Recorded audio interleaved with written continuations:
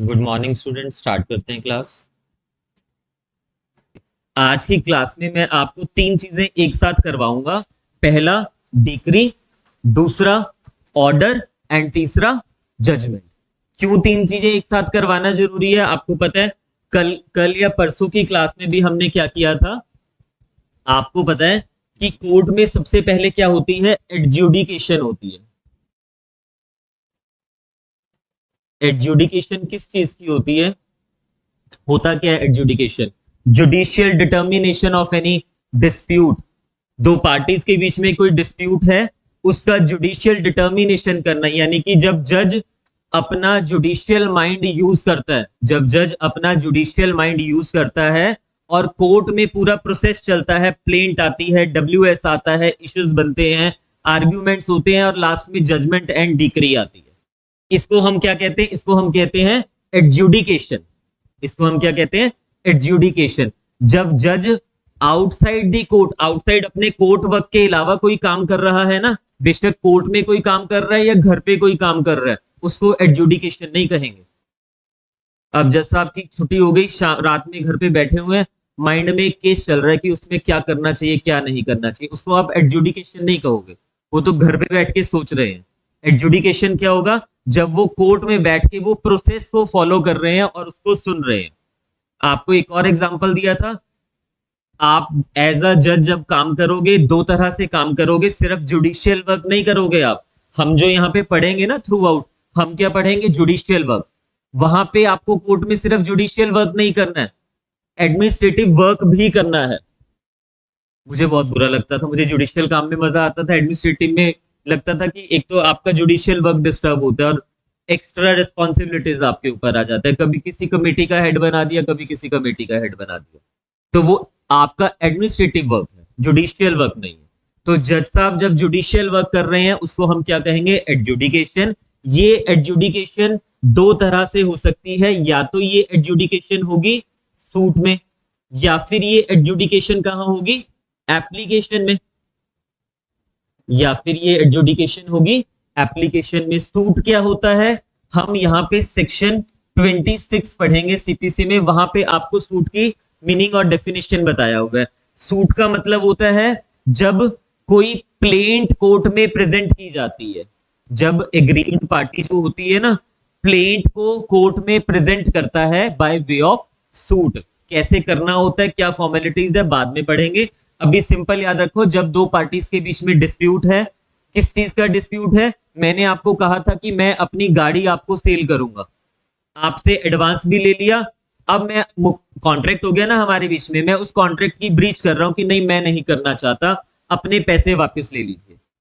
तो ब्रीच तो हो गई। आप कह रहे हो कि आपने मुझे 1 महीना वेट करवाया, मेरा नुकसान अलग करवा दिया, मैं उसकी वेट कर रहा था, मुझे साथ में कंपनसेशन भी दीजिए। या तो आप कह रहे हो कि नहीं मुझे गाड़ी ही चाहिए, ये सिचुएशन भी हो सकती है, या आप कह रहे हो मुझे कंपनसेशन भी दीजिए अब साथ में। मैं कह रहा हूं कि कुछ नहीं दूंगा, अपने पैसे जो आपने दिए चाहिए हैं तो पकड़ो, नहीं तो बाय बाय, वो भी नहीं दे रहा हूं। तो आप क्या करोगे ऐसी सिचुएशन में? कोर्ट में जाओगे। अब कोर्ट में जाके आप कोर्ट से रिलीफ मांगोगे। जब प्लेंट हम ड्राफ्ट करते हैं, आपने देखा होगा लास्ट में प्रेयर लिखी होती है। प्रेयर में 4-5 जितने भी रिलीफ आप मांग रहे हो, इसमें क्या रिलीफ मांगोगे? पहला रिलीफ तो आप मांग सकते हो कि मेरी स्पेसिफिक परफॉर्मेंस करवाई जाए, कि मुझे गाड़ी ही चाहिए वही दिलवाई जाए। दूसरा रिलीफ आप मांग सकते हो कि अगर स्पेसिफिक परफॉर्मेंस किसी रीजन से ना हो पाए तो मुझे मेरे पैसे वापस दिलवाए जाएं, विद इंटरेस्ट वापस दिलवाए जाएं। तीसरा रिलीफ मांग रहे हो मेरा नुकसान हुआ, मुझे कंपनसेशन दिलवाया जाए सामने वाली पार्टी से। चौथा रिलीफ मांग रहे हो कि जो मैं ये लिटिगेशन कर रहा हूं दूसरे पार्टी के ऊपर, उसमें जितना भी मेरा खर्चा हो रहा है, एक्सपेंसेस हो रहे हैं, वो भी मुझे दिलवाए जाए। ये आप क्या मांग रहे हो? ये रिलीफ मांग रहे हो। ये जो रिलीफ मांग रहे हो आप, ये बाय वे ऑफ सूट मांग रहे हो। अब ये जो सूट है, इसमें जितने भी आपने रिलीफ मांगे हैं, कल को जब आपको वो रिलीफ मिलेंगे उसको हम कहते हैं, वो रिलीफ मिलेंगे बाय वे ऑफ डिक्री। आप ये कह सकते हो कि आपने ये 4 रिलीफ मांगे थे, first, second, third and fourth. Decree क्या होगी? डिक्री में इन पे टिक लगा होगा, क्रॉस लगा होगा। डिक्री में ये बताया जाएगा कि जो आपकी ये प्रेयर थी, जो आप ये रिलीफ मांग रहे हो, क्या आपको देने बनते भी हैं या नहीं देने बनते। ये यहां तक आपको क्लियर हो गया, यानी कि सूट में हमेशा क्या आएगा, डिक्री आएगी। सूट में हम क्या मांगते हैं, सूट में हम ये रिलीफ्स मांगते हैं। डिक्री में क्या पता चलेगा क्या ये रिलीफ हमें मिल रहे हैं या नहीं मिल रहे हैं। फिर या तो आप सूट डालोगे या फिर आप एप्लीकेशन डालोगे किसी चीज की। अब ये एप्लीकेशन दो तरह से डलती होती है। पहली सिचुएशन, आपने सूट डाला, during the proceedings of the suit ढेरों एप्लीकेशन कोर्ट्स में आती है, आपको अमेंडमेंट करवानी है, आपको प्लेंट में WS में अमेंडमेंट करवानी है, एप्लीकेशन लगाओगे कोर्ट में। सब्स्टिट्यूशन करवानी है पार्टीज की, एप्लीकेशन लगाओगे। आप किसी दिन कोर्ट पहुंच नहीं पाए, आपने आपका जो केस है वो डिसमिस कर दिया जज साहब ने। अब केस डिसमिस हो गया तो उनके ऑर्डर को रिकॉल करवाओगे, अपने केस को रिस्टोर करवाओगे, एप्लीकेशन लगानी पड़ेगी। तो एक नहीं बहुत सारी एप्लीकेशन थ्रू आउट लगेगी, यानी कि during the pendency of this suit, ध्यान से सुनिए, during the pendency of this suit court में ढेरों एप्लीकेशन लगती है। और उस एप्लीकेशन को जब जज डिसाइड करता है, वो मेन रिलीफ नहीं है आपका। आपने रिलीफ क्या मांगा था, रिलीफ तो आपने ये मांगा था कि मेरे ये 4 रिलीफ बन रहे हैं, बट जो एप्लीकेशन लगी है उसको डिसाइड तो किया जाएगा, वो भी डिस्प्यूट है, बट वो रिलीफ नहीं है मेन वाला, वो सिर्फ एक प्रोसीजरल रिलीफ है। ध्यान से सुनिए, ये कौन सा, ये सब्सटेंटिव रिलीफ है आपके पास। वो कौन सा रिलीफ है, वो प्रोसीजरल रिलीफ है। आप एप्लीकेशन लगा रहे हो ड्यूरिंग द प्रोसीडिंग्स कि मैंने एक डिफेंडेंट ये बनाया है, इसके अलावा 2 डिफेंडेंट और होने चाहिए थे क्योंकि उनका भी इंटरेस्ट इसमें इन्वॉल्व है। पहले ओरिजिनल प्लेंट में आपने एक ही डिफेंडेंट बनाया, बाद में आपको समझ आता है कि नहीं ये 2 भी नेसेसरी पार्टीज हैं, यहाँ पे इनको भी होना चाहिए, इनके अगेंस्ट भी मैं रिलीफ क्लेम कर रहा हूं, तो इनको तो मैं बनाऊंगा ना पार्टी। वहां पे आप क्या करोगे, एप्लीकेशन लगाओगे। तो वो जो एप्लीकेशन डिसाइड होगी ना, वो डिक्री नहीं होगी कभी भी, वो जो एप्लीकेशन डिसाइड होगी वो क्या होगा, वो ऑर्डर होगा। पहली सिचुएशन। सेकंड सुनिए ध्यान से, कुछ केसेस में ऐसा होता है कि हम कोर्ट में तो एप्लीकेशन ही लगाते हैं, सूट नहीं फाइल कर रहे, हम डायरेक्टली एप्लीकेशन फाइल कर रहे हैं, बट बाय स्पेशल एनेक्टमेंट उन एप्लीकेशन को सूट की तरह ट्रीट किया जाता है, उन एप्लीकेशन को सूट की तरह ट्रीट किया जाता है, और उसमें भी रिजल्ट क्या आएगा, डिक्री आएगा। For example Hindu marriage act, Hindu marriage act में हम एप्लीकेशन लगाएंगे फॉर डिवोर्स, कोर्ट में हम पिटीशन फाइल करते हैं, वहां पे एप्लीकेशन या पिटीशन, सूट नहीं फाइल कर रहे हैं। तो हम एप्लीकेशन फाइल कर रहे हैं, आपने देखा ना, एप्लीकेशन अंडर सेक्शन 9 RCR के लिए लगा रहे हैं हिंदू मैरिज एक्ट में, application under section 10 judicial separation के लिए लगा रहे हैं, तो उसमें भी डिक्री आ रही है, वो तो एप्लीकेशन है। क्यों, क्योंकि वो बाय स्पेशल एनेक्टमेंट, करेंगे इसको डिटेल में लिखेंगे भी, उसको एज अ सूट ट्रीट किया जाता है, और जिस चीज को आपने सूट ट्रीट कर लिया वो उसमें क्या आएगा, एट द एंड डिक्री आएगा। ठीक है, अगर सूट ट्रीट नहीं हुआ, वो डिटेल में करेंगे बाद में टॉपिक, तो उसमें क्या आएगा, ऑर्डर आएगा। यहां तक क्लियर हो गया। तो जो भी, अब ये सूट है चाहे ये एप्लीकेशन है, इन दोनों की क्या होगी कोर्ट में, एडजुडिकेशन होगी। एडजुडिकेशन का मतलब है जुडिशियल प्रोसीडिंग्स चलेगी, जज साहब यहां पे क्या करेंगे, अपना जुडिशियल माइंड लगाएंगे। तो जब वो जुडिशियल माइंड लगा रहे हैं उसको हम कह रहे हैं एडजुडिकेशन होना। फिर ये डिक्री है, ये ऑर्डर है, इन दोनों के जो डिटेल्ड स्टेटमेंट होती है, डिटेल स्टेटमेंट मतलब आपने यहां पे ये 4 रिलीफ मांगे थे, डिक्री में क्या कहा जा रहा है, या तो वो रिलीफ दिया या नहीं दिया, यस और नो ही तो हो रहा है डिक्री में। दिखाऊंगा अभी आपको ओरिजिनल डिक्री होती कैसी है। तो यहां डिक्री में क्या हो रहा है, यस और नो, बट ये यस होने के पीछे क्या रीजन है, ये नो होने के पीछे क्या रीजन है, वो डिटेल में जब हम लिखते हैं उसको कहते हैं जजमेंट। यानी कि डिक्री के देने के पीछे, डिक्री में अगर हमने अलाउ किया नहीं अलाउ किया, उसके पीछे जो डिटेल्ड रीजन होते हैं ना जज के, वो यहां पे लिखे जाते हैं जजमेंट में।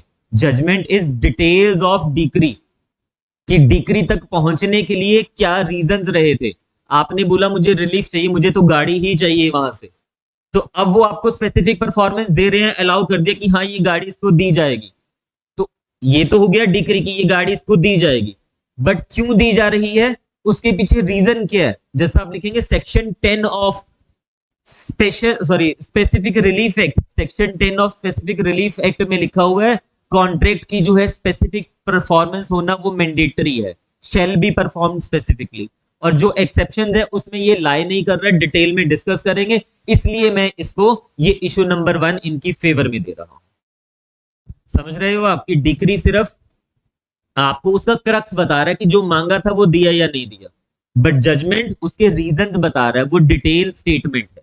इसी तरह से ऑर्डर में लास्ट में यही लिखा होता है कि आपने जो एप्लीकेशन लगाई, आपने बोला कि मेरी प्लीडिंग्स को अमेंड कीजिए, तो जो प्लीडिंग्स को अमेंड कर दिया वो तो ठीक है, लिख दिया कि ये अमेंडमेंट इज अलाउड, वो तो ऑर्डर हो गया, बट उसके बेसिस पे जो पूरे उसमें फर्क पड़ेगा और लास्ट में उसके बेसिस पे जो जजमेंट आएगी, डिटेल जो स्टेटमेंट होगी, उसको हम क्या कहेंगे?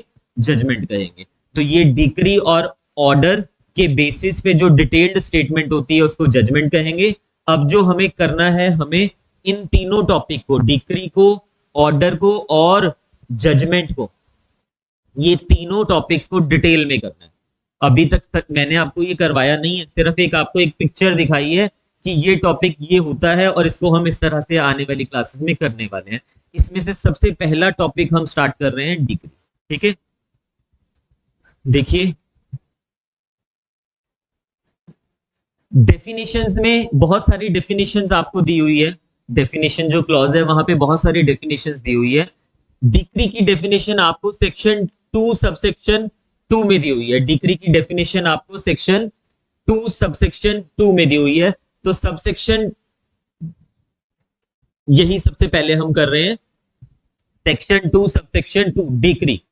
अब एक बारी मैं इसको बेर से आपको पढ़ा रहा हूं। डिक्री आपको लग रहा होगा कि यहां से शुरू हो रहा है और यहां पे खत्म हो गया, छोटा सा तो है डिक्री का पोर्शन, पेपर में बहुत आता होता है। इसकी इंटरप्रिटेशन इतनी वास्ट है, अगर वो आपको समझ आ जाएगी, आज मैं समझाने वाला पोर्शन ही कर रहा हूं, फिर एक एक चीज आपको डिटेल में लिखवा दूंगा, आपको लाइफ टाइम कभी ये प्रॉब्लम नहीं रह जाएगी डिक्री क्या होता है, जजमेंट क्या होता है। इंटरव्यू में भी पूछा हुआ है बच्चों से ये क्वेश्चन कि एग्जैक्टली डिक्री होता क्या है। अगर क्रैमिंग करके जाओगे ना, बस वो बुक में जो 4-5 फीचर्स दिए हैं वो बोल तो दोगे, पर जब वो क्रॉस क्वेश्चनिंग वहां पे आपसे करेंगे नहीं बता पाओगे। बट ये समझ लोगे अच्छी तरह से, प्रॉब्लम नहीं आएगी। ध्यान से देखना इसको।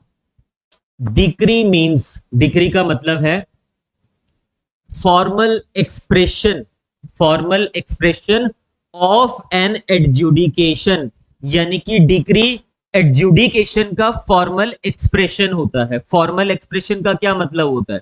देखिए दो तरह के एक्सप्रेशन होते हैं। फॉर्मल एक्सप्रेशन का मतलब है एज पर दी प्रिस्क्राइब्ड फॉर्म्स। डिक्री की फॉर्म्स प्रिस्क्राइब्ड है सीपीसी में। जब हम सीपीसी में ऑर्डर 20 पढ़ेंगे ना, तो यहां पे हम रूल 6 से लेके 19 तक जो रूल्स हैं वहां पे डिक्री के बारे में पढ़ेंगे, वहां पे हम डिक्री के बारे में पढ़ेंगे। और यहां पे प्रिस्क्राइब्ड है कि डिक्री कब बनेगी, कैसे कैसे बनेगी। तो यानी कि ये फॉर्मल एक्सप्रेशन का मतलब है जो फॉर्म सीपीसी में प्रिस्क्राइब्ड है उसके अकॉर्डिंगली डिक्री बनानी है आपको। और फॉर्म कहां पे प्रिस्क्राइब्ड है? फॉर्म प्रिस्क्राइब्ड है ऑर्डर 20 रूल 6 से लेके 19 में। ये चीज आपको क्लियर हो गया। डिक्री क्या है? Formal expression. किस चीज का फॉर्मल एक्सप्रेशन? एडजुडिकेशन का। एडजुडिकेशन क्या होती है वो पता लग गया, जुडिशियल प्रोसीडिंग्स। अब जुडिशियल प्रोसीडिंग्स हुई, उसका जो फॉर्मल एक्सप्रेशन होगा ना उसको डिक्री कहेंगे। अगर वो फॉर्मल एक्सप्रेशन नहीं है तो वो डिक्री नहीं हो पाएगी। अगर वो डिटेल्ड एक्सप्रेशन है, डिटेल्ड रीजन है, डिटेल्ड स्टेटमेंट है, तो वो डिक्री नहीं है, वो जजमेंट है। फॉर्मल एक्सप्रेशन अभी आऊंगा उसके ऊपर डिटेल में, बस अभी के लिए याद रखिए ऑर्डर 20 से लेके ऑर्डर 20 रूल 6 से लेके 19 तक जो है वो डिक्री के फॉर्मल एक्सप्रेशन से बात कर रहे हैं। फॉर्मल एक्सप्रेशन का मतलब है इन अ प्रिस्क्राइब्ड फॉर्म। ठीक है, फॉर्मल एक्सप्रेशन का मतलब हुआ इन अ प्रिस्क्राइब्ड फॉर्म। दूसरा किस चीज की? एडजुडिकेशन में होना चाहिए। एडजुडिकेशन क्या होता है? Judicial proceedings.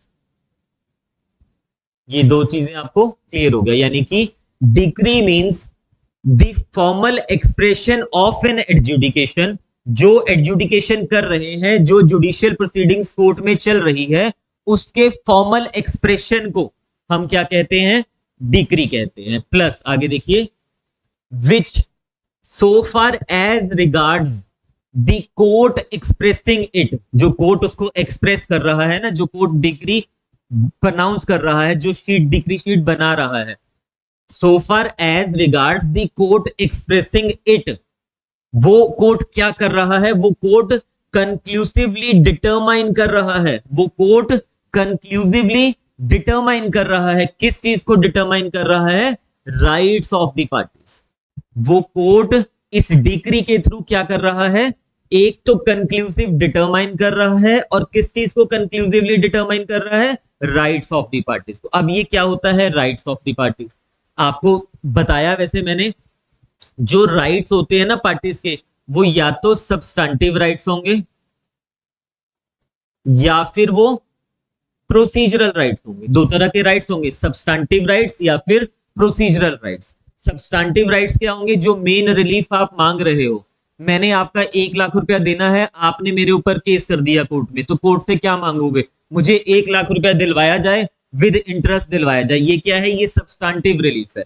बट इसके अलावा जो रिलीफ होते हैं थ्रू आउट जो चलेंगे प्रोसीडिंग्स में, उसको हम कहते हैं प्रोसीजरल रिलीफ, यानी कि वो प्रोसीजर से रिलेटेड है, मेन रिलीफ से उसका कुछ लेना देना नहीं है। जो आपका एसेंशियल रिलीफ है उससे कुछ लेना देना नहीं है। फॉर एग्जाम्पल, आपने मेरे ऊपर केस किया कि आपने मुझसे 1 लाख रुपया लेना है, अब मैं अपने WS में कह रहा हूं कि जो प्लेंटिफ यानी कि आपका जो सूट है, it is barred by the limitation. आपको अगर मुझसे पैसा लेना था तो आपको 3 साल के अंदर मेरे ऊपर केस करना था, लिमिटेशन एक्ट में लिखा हुआ है, जो मनी रिकवरी सूट्स होते हैं उसकी लिमिटेशन है 3 साल। आप मेरे ऊपर केस कर रहे हो 5 साल के अंदर। अब कोर्ट सबसे पहले ये डिसाइड करेगा, मैंने पैसा देना है नहीं देना वो बाद की बात है, पहले कोर्ट देखेगा कि क्या ये सच में बार्ड बाय लिमिटेशन था, यानी कि क्या प्लेंटिफ ने जो सूट डाला है वो बनता भी है या नहीं बनता है। लिमिटेशन से आगे निकल गया तो आप केस नहीं कर सकते हो। तो अब जब कोर्ट ने डिसाइड किया, दो डिसीजन हो सकते हैं कोर्ट के। पहला डिसीजन कोर्ट कहेगा yes it is barred by limitation, hence the suit is dismissed या नॉट एडमिसिबल। दूसरी सिचुएशन कोर्ट कहेगा no no, I am applying liberal interpretation, या कुछ पीरियड को एक्सक्लूड करने पे ये विद इन लिमिटेशन पीरियड आ रहा है, एंड आपका जो सूट है it is not barred by limitation law. यही हो सकता है ना, या तो वो एक्सेप्ट कर लेगा या फिर रिजेक्ट कर देगा। तो दोनों ही सिचुएशन में जो कोर्ट ने डिसाइड किया, ध्यान से सुनिए, दोनों ही सिचुएशन में जो कोर्ट ने डिसाइड किया, क्या वो आपके मेन रिलीफ को डिसाइड कर रहा है। मेन रिलीफ क्या था, मेन तो था ना कि मुझसे पैसे लेने हैं आपको, विद कॉस्ट लेने हैं, विद इंटरेस्ट लेना है। मेन रिलीफ यहाँ पे डिसाइड नहीं हो रहा, ये क्या है, ये प्रोसीजरल रिलीफ डिसाइड हो रहा है कि क्या वो प्रोसीजर को फॉलो करना भी है या नहीं करना है। आपने एप्लीकेशन लगा दिया कि मेरी प्लेंट में वो 1 लाख जो लिखा है ना, वो एक्चुअल में 1 लाख नहीं है, उसमें वो 10 लाख था, एक जीरो कम लगी हुई है, एक जीरो कम लगी हुई है, वो 10 लाख होना चाहिए था। मेरे को परमिशन दी जाए कि मैं प्लेंट को अमेंड कर पाऊं। यहां पे भी अगर कोर्ट आपको अलाउ कर रहा है कि कर लीजिए अमेंडमेंट, तो ये मेन रिलीफ नहीं है, ये प्रोसीजरल रिलीफ है। मेन ये कब होगा, जब कोर्ट इस चीज के ऊपर सुनेगा कि क्या सच में ये पैसा देना बनता है या नहीं देना बनता है, तब वो होगा मेन रिलीफ। इसके अलावा जितने भी रिलीफ होंगे वो क्या होंगे, प्रोसीजरल रिलीफ होंगे। मेन और प्रोसीजरल में आपको डिफरेंस क्लियर हो गया। अब दोबारा से देखिए एक बारी, decree means formal expression of an adjudication, यानी कि डिक्री के अगर हम एसेंशियल फीचर्स देखें तो सबसे पहले डिक्री जो है एक फॉर्मल एक्सप्रेशन होना चाहिए, इन अ प्रिस्क्राइब्ड फॉर्म होना चाहिए, अदरवाइज वो डिक्री नहीं होगी। दूसरा, और there must be adjudication, decree के केस में देयर मस्ट बी एडजुडिकेशन, और वो एडजुडिकेशन किस में होनी चाहिए, एप्लीकेशन में या सूट में। डिक्री अगर आपको लानी है तो एडजुडिकेशन कहां पे होनी चाहिए, एप्लीकेशन में या सूट में। सूट में स्टार्टिंग में बताया, वो यहां पे आगे लिखा हुआ है, आगे जब हम पढ़ेंगे सूट, तो ये हो जाएगा आपका थर्ड फीचर एक तरह से। यानी कि डिक्री का मतलब हुआ, decree is the formal expression, there must be adjudication, that adjudication must be in a suit. तीन चीजें आपको क्लियर होगी डिक्री के होने के लिए। Further, which so far as regards the court expressing it, जो कोर्ट उसको एक्सप्रेस कर रहा है डिक्री को, वो क्या कर रहा है, वो कंक्लूसिवली डिटरमाइन कर रहा है किसको, राइट्स ऑफ द पार्टीज। कौन से राइट्स, सब्सटेंटिव राइट्स को, यानी कि वो सब्सटेंटिव राइट्स को कंक्लूसिवली डिटरमाइन कर रहे हैं। कंक्लूसिव डिटर्मिनेशन का क्या मतलब होता है? कंक्लूसिव डिटर्मिनेशन का मतलब होता है फाइनली डिसाइड किए जा रहे हैं, पूरी तरह से डिसाइड किए जा रहे हैं, अब कुछ रह नहीं गया उसमें डिसाइड करने के लिए।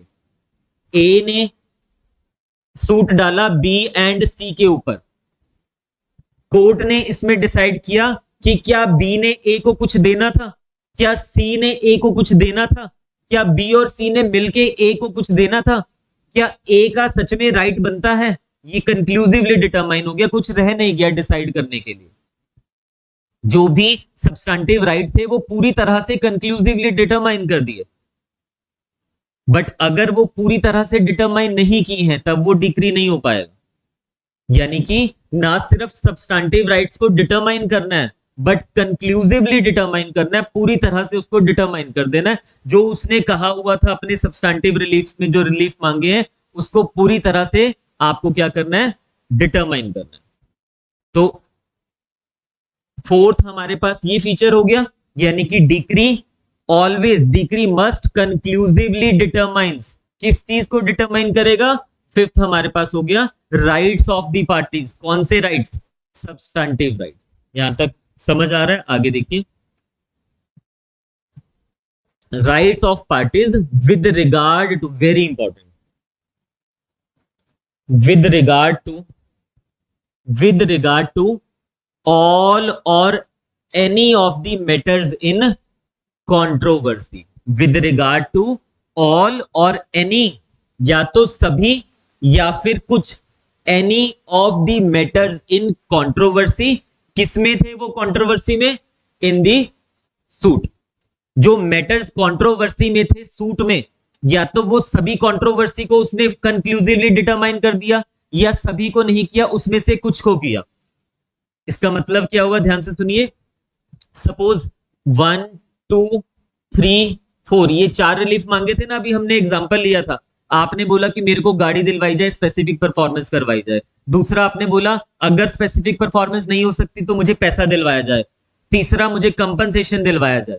तो वो जो आपने रिलीफ सभी मांगे हुए हैं, सपोज कीजिए अभी वो कोर्ट क्या कर रहा है, वो सभी रिलीफ को डिसाइड नहीं किया, अभी उसने कुछ रिलीफ को डिसाइड किया है। यहां पे लिखा हुआ है, चाहे उसने क्या किया, विद रिगार्ड टू, उसने लिखे कंक्लूसिवली, वो कोर्ट कंक्लूसिवली डिटरमाइन कर रहा है आपके substantive rights of the parties with regard to all or any of the matters in controversy.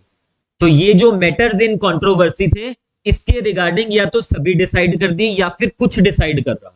अब ध्यान से सुनना जो मैं आपको कह रहा हूं, जब कोर्ट सभी डिसाइड कर देता है, 4 सब्सटेंटिव राइट से सभी को कंक्लूसिवली डिटरमाइन कर दिया कोर्ट ने, इसको हम कहते हैं फाइनल डिक्री।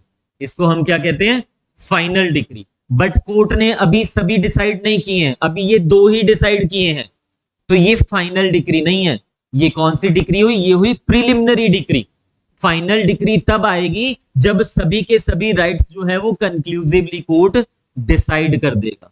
तो प्रिलिमिनरी डिक्री और फाइनल डिक्री कहां से हमारे पास आ रहा है कॉन्सेप्ट? यहां से आ रहा है with regard to all or any of the matters in controversy. ऐसा होता कहां पे? एक एग्जांपल आपको देता हूं। जब हम कोर्ट में सूट फॉर पार्टीशन डालते हैं ना, सपोज कीजिए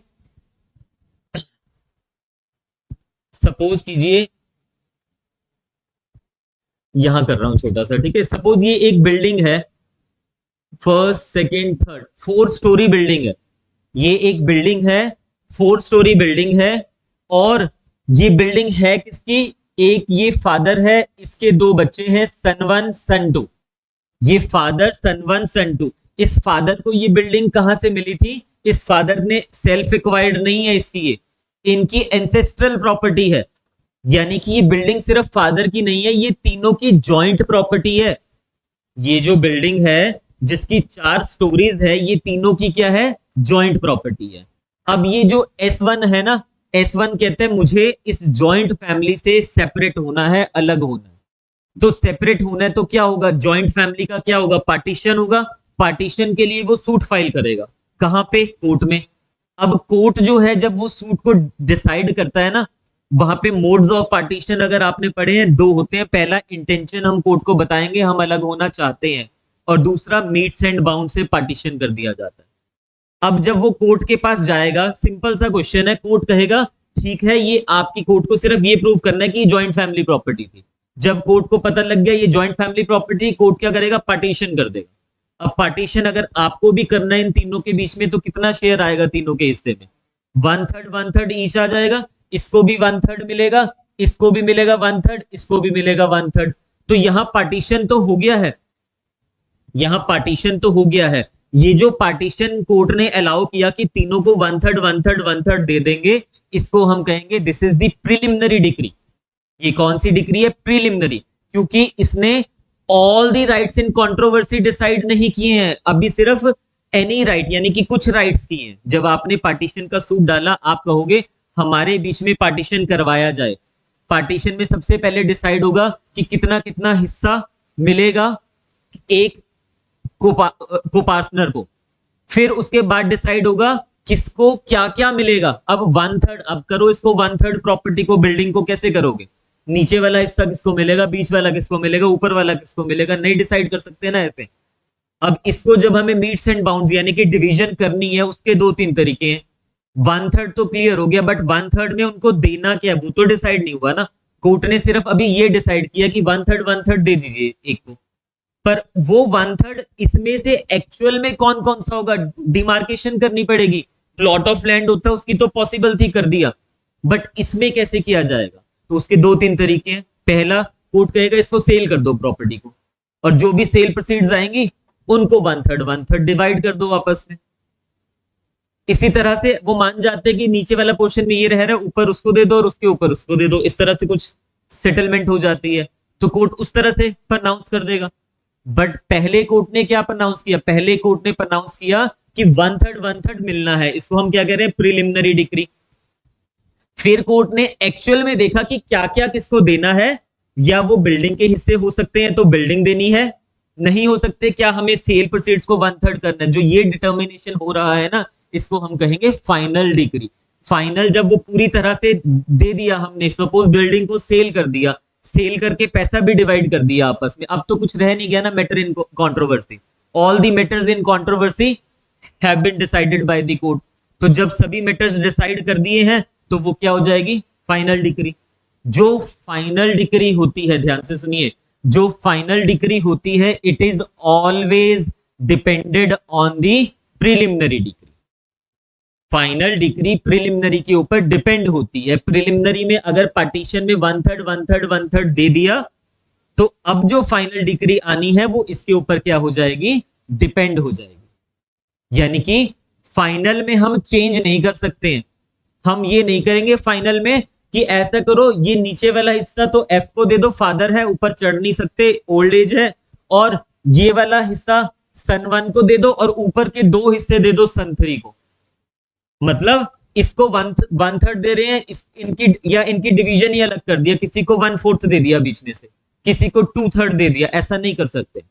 जो प्रिलिमिनरी डिक्री में डिसाइड हुआ है, फाइनल डिक्री उसके ऊपर बेस्ड होगी, डिपेंड होगी उसके ऊपर। ये क्लियर हो रहा है। तो जब किसी भी सूट में सभी मैटर्स को डिसाइड कर दिया, वो होती है फाइनल डिक्री। जब किसी सूट में सभी मैटर्स तो नहीं डिसाइड किए, कुछ मैटर्स डिसाइड किए हैं, उसको हम कहेंगे प्रिलिमिनरी डिक्री। मैं दोबारा से पढ़ रहा हूं, ध्यान से देखिए। Decree means formal expression of an adjudication. Formal expression मतलब in a prescribed form, adjudication judicial determination. Decree means formal expression of adjudication which so far as the court expressing, जो कोर्ट उसको पास कर रहा है, उस court ने क्या किया, उसने कंक्लूसिवली डिटरमाइन कर दिया, पूरी तरह से डिटरमाइन कर दिया किसको, the rights of the parties. कौन से, सब्सटेंटिव राइट्स, प्रोसीजरल नहीं, substantive rights of the parties with regard to, किसके रिगार्डिंग वो राइट्स, या तो ऑल, सभी के सभी मैटर्स, या फिर any of the matters in controversy. सभी के सभी मैटर्स जो कंट्रोवर्सी में थे, या फिर उसमें से कुछ मैटर्स इन कंट्रोवर्सी जब कोर्ट ने डिसाइड कर दिए हैं, उसको हम डिक्री कहेंगे। वो मैटर इन कंट्रोवर्सी कहां पे होंगे, वो मैटर इन कंट्रोवर्सी होंगे सूट में। तो सूट में, एप्लीकेशन में मैटर इन कंट्रोवर्सी है, वो नहीं यहाँ पे कवर होंगे। देखो लिखा हुआ स्पेसिफिकली सूट, तो सूट वाले ही सिर्फ कवर होने हैं। फर्दर देखिए अब आगे, and and may be either preliminary और फाइनल।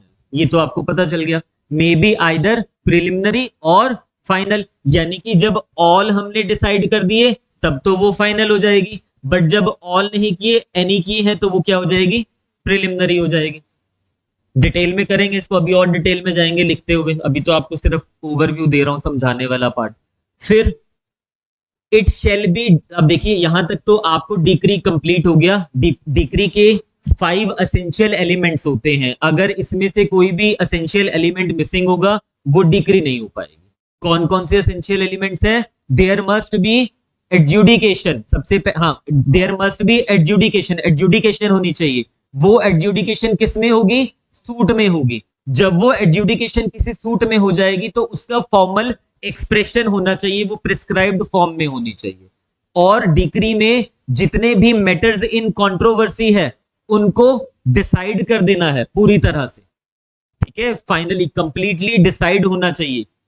और कौन से मैटर इन कंट्रोवर्सी? जितने भी राइट्स ऑफ द पार्टीज है। कौन से राइट्स? Substantive rights. तो ये 5 एसेंशियल इंग्रेडिएंट्स बन रहे हैं डिक्री के। इनमें से अगर कोई एक मिसिंग होगा तो वो डिक्री नहीं होगा।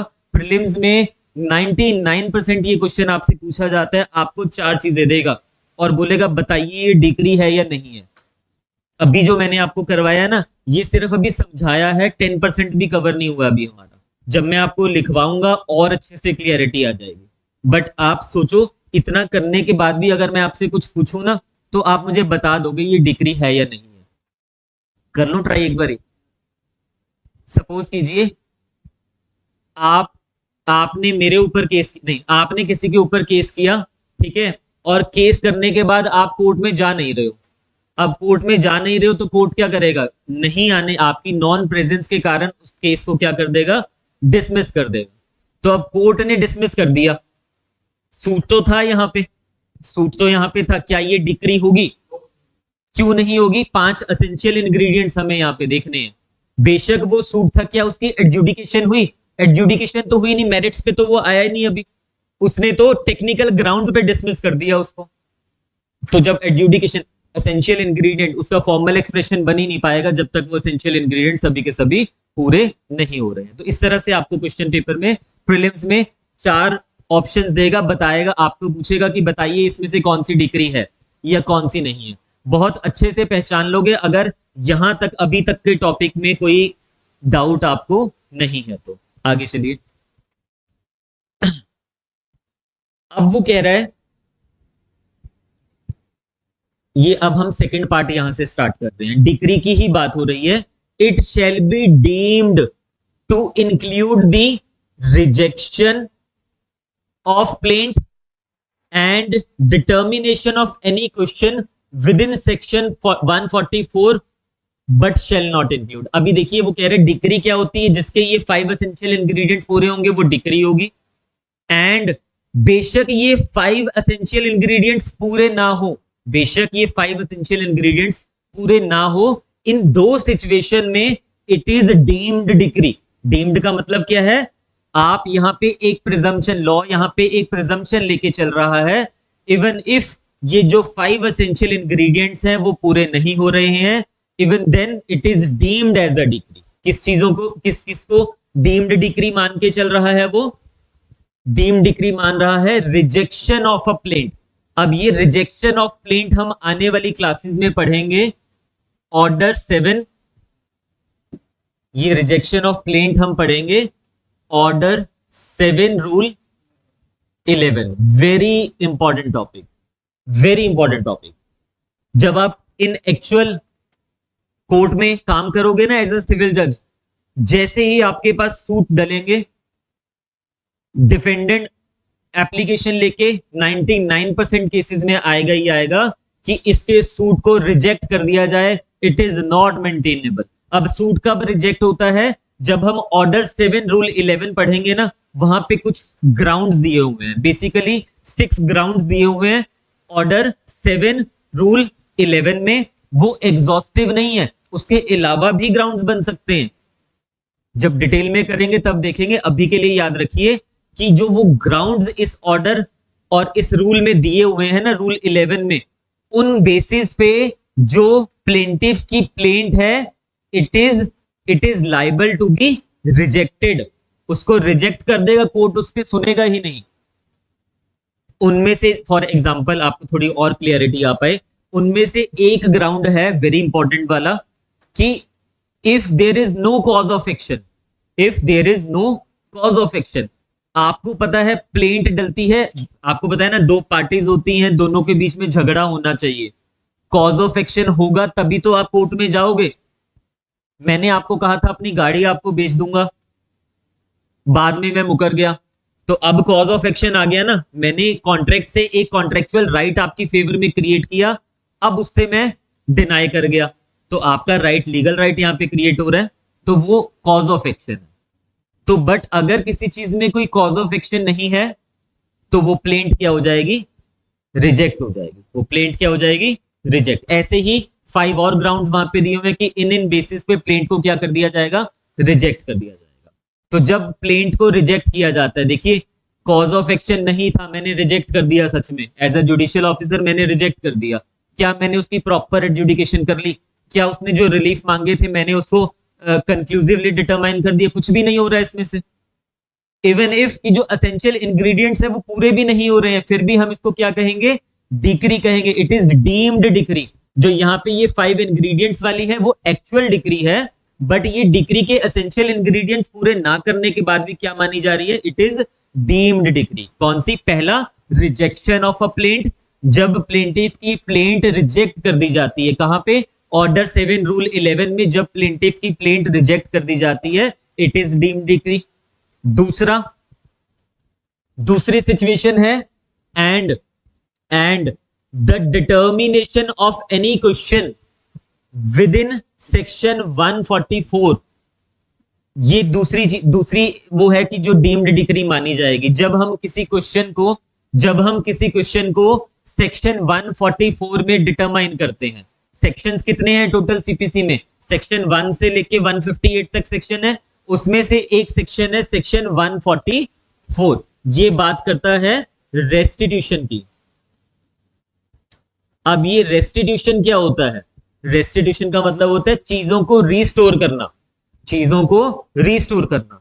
सपोज कीजिए, ध्यान से सुनिए, मैंने आपका 1 लाख रुपया देना था, आपने केस कर दिया मेरे ऊपर कि मैंने आपका 1 लाख रुपया देना है, लोअर कोर्ट में केस चलता है और वहां से आप जीत गए केस, कोर्ट ने ये ऑर्डर पास कर दिया कि मैंने आपको 1 लाख रुपया देना है, बट इन एक्चुअल मैंने देना नहीं था, आपने किसी भी तरह से अपनी फेवर में वो करवा लिया, मैं अपना केस प्रूव नहीं कर पाया वहां पे और आपने प्रूव कर दिया, तो आपने अपनी फेवर में वो डिसीजन करवा लिया। अब मुझे कोर्ट ने ऑर्डर कर दिया कि मैं आपको 1 लाख रुपया पे करूंगा, एक्चुअल में मेरी लायबिलिटी थी नहीं बट मैं प्रूव नहीं कर पाया। अब मैं जा रहा हूं कहां पे, अपील में आपके अगेंस्ट, मैंने पैसे दे दिए आपको 1 लाख रुपया सपोज, या कुछ दे दिए उसमें से, अब मैं कहां जा रहा हूं, अपील में जा रहा हूं। अपील में जाके मैंने पूरी तरह से अपने केस को, बहुत अच्छा एडवोकेट हायर किया, पूरी तरह से अपने केस को लड़ा और कोर्ट ने, अपीलेट कोर्ट ने ये डिसाइड किया कि 1 लाख रुपए की लायबिलिटी सच में बनती ही नहीं थी, 1 लाख रुपए की लायबिलिटी बनती ही नहीं थी, और जो लोअर कोर्ट का डिसीजन था अपील में वो क्या कर दिया, रिवर्स कर दिया। तो जब रिवर्स कर दिया तो जो मैंने आपको पैसे दे दिए थे नीचे वाली कोर्ट के ऑर्डर के कारण से, क्या वो अब आपके पास ही रहेंगे, नहीं ना, वो आप क्या करोगे, वो रिस्टोर कर दोगे पैसे, उसको हम कहते हैं रेस्टिट्यूशन। मैं उसी केस में एक एप्लीकेशन लगाऊंगा, 144 में लिखा हुआ है, मैं उसी केस में एक एप्लीकेशन लगाऊंगा कि जो मेरा पैसा इसके पास गया हुआ है वो मुझे वापस दिलाया जाए। तो कोर्ट आपको ऑर्डर करेगा कि इसका पैसा इसको वापस करो, उसको कहते हैं एप्लीकेशन फॉर रेस्टिट्यूशन। अब ये जो एप्लीकेशन फॉर रेस्टिट्यूशन है ना, ये तो ना तो एडजुडिकेशन है, उस सूट में एक एप्लीकेशन डल रही है, बट फिर भी इसको क्या मान के चल रहे हैं, डीम्ड डिक्री, यानी कि ये 5 एसेंशियल इंग्रेडिएंट्स पूरे नहीं हो रहे हैं, फिर भी इसको डिक्री माना जा रहा है, डीम्ड डिक्री। ठीक है, ये 2 सिचुएशन याद रख लेना, प्रीलिम्स में पूछा जाता है, बताइए इनमें से कौन सी डीम्ड डिक्री है या नहीं है। तो 2 डीम्ड डिक्री, पहले ये 3 हुआ करती थी, ध्यान से सुनिए, पहले ये 3 हुआ करती थी, आज की डेट में ये 2 है। कौन कौन सी हुआ करती थी, अभी पहले दो देख लीजिए कौन सी है। पहला, रिजेक्शन ऑफ अ प्लेंट। कहां पे प्लेंट रिजेक्ट होती है? ऑर्डर 7। ऑर्डर 7 कैसे याद रहेगा?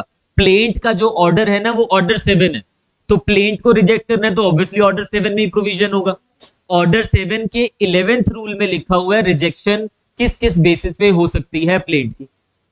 Section 44 restitution.